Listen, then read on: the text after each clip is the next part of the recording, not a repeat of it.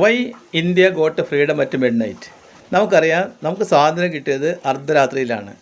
Freedom at midnight എന്ന് കേൾക്കുമ്പോൾ നമ്മൾ ആദ്യം ഓർമ്മിക്കുന്നത് ഒരു ബുക്കിനെ കുറിച്ചാണ്. അമേരിക്കൻ എഴുത്തുകാരനായ ലാറി കോളിൻസും ഫ്രഞ്ച് എഴുത്തുകാരനായ ഡൊമിനിക് ലേപ്പിയറും ചേർന്ന് എഴുതിയ ഒരു പുസ്തകമാണ് ഫ്രീഡം അറ്റ് മിഡ് നൈറ്റ്. ഇത് പ്രസിദ്ധീകരിക്കുന്നത് 1975 ലോകവ്യാപകമായി വായിച്ച ഒരു പുസ്തകമാണിത്. ഈ പുസ്തകത്തിൽ പറയുന്നത് 1946-47 കാലഘട്ടത്തെക്കുറിച്ചാണ്. ഗാന്ധിജി മരിക്കുന്നതുവരെയുള്ള വർഷമാണ് ഇതിൽ പ്രതിപാദിക്കുന്നത്. ബ്രിട്ടീഷ് ഭരണത്തിൻ്റെ അവസാന നാളുകളെക്കുറിച്ച് പ്രതിപാദിക്കുന്ന ഒരു ഗ്രന്ഥമാണിത്. ഇതിനെ സപ്ലിമെൻ്റായി വായിക്കാൻ പറ്റുന്ന മറ്റൊരു ബുക്കാണ് mount batten and the partition of India. ഇത് എഴുതിയതും ഈ എഴുത്തുകാരൻ തന്നെയാണ്. ഈ കാലഘട്ടത്തെക്കുറിച്ച് നമ്മെ സഹായിക്കുന്ന മറ്റ് ചില പ്രധാനപ്പെട്ട കൃതികളാണ് the discovery of India by Nehru, India after Gandhi by Guha, great partition by Khushwant Singh. 1947 August 15 നമുക്ക് സ്വാതന്ത്ര്യ ദിനം വേണ്ടി തീരുമാനിക്കപ്പെട്ടത്. 1947 ഇൻഡിപെൻഡൻസ് ആയിട്ട് അതാണ് പറയുന്നത്. എന്നാൽ ആഗസ്റ്റ് 15 എന്ന് പറയുന്നത് നമ്മെ സംബന്ധിച്ചിടത്തോളം അത്ര ശുഭകരമായ ദിനമായിരുന്നില്ല. അതൊരു അൺഹോളി ആൻഡ് ലെസ് ഫോർച്ചുനേറ്റ് ആയ ഒരു ദിനമായിട്ടാണ് നമ്മളതിനെ കണ്ടത്. അപ്പോൾ എന്താണ് ചെയ്യുക എന്ന് ആലോചിച്ചപ്പോഴാണ് മലയാളിയായ സർദാർ KM പണിക്കർ ഒരു നിർദ്ദേശം മുമ്പിലോട്ട് വെക്കുന്നു.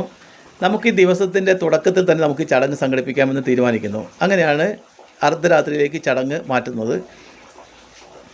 1947 ഓഗസ്റ്റ് മാസം 14 രാത്രി 11 മണിക്ക് തന്നെ ഡൽഹിയിലെ പാർലമെൻറ്റ് സെൻട്രൽ ഹാളിൽ ഭരണഘടനാ നിർമ്മാണ സഭയുടെ സമ്മേളനം നടക്കുന്നു.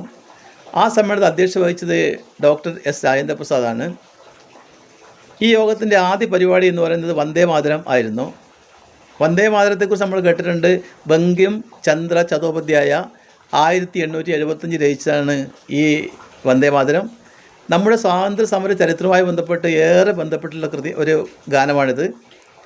ഇത് ജനങ്ങളെ ദേശീയ ബോധം, രാജ്യസ്നേഹമൊക്കെ ശക്തമാക്കാൻ വേണ്ടി ഉപയോഗിച്ചിരുന്ന എല്ലാ പരിപാടികളും ഉപയോഗിച്ചിരുന്ന ഒരു ഗാനമാണ്.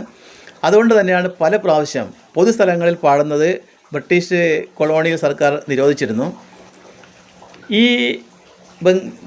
ഈ ഗാനവും അതുപോലെ ദേശീയ ഗാനമായ പിന്നീട് അംഗീകരിച്ച ജനഗണമനയും അതുപോലെ സാരെ ജഹാം സെ അച്ഛ എല്ലാം ഈ സമ്മേളനത്തിൽ ആലപിച്ചത് സുജേത കൃപലാനിയാണ്. സുജേത കൃപലാനി ഭരണഘടനാ നിർമ്മാണ സഭയിലെ ഒരു അംഗമായിരുന്നു, വനിതാ അംഗമായിരുന്നു. അവരുടെ വേറൊരു പ്രത്യേകത, അവർ ആണ് ഇന്ത്യയിലെ ആദ്യത്തെ വനിതാ മുഖ്യമന്ത്രി. 1963 അവർ ഉത്തർപ്രദേശിൻ്റെ മുഖ്യമന്ത്രിയായി ചുമതലയേറ്റത്.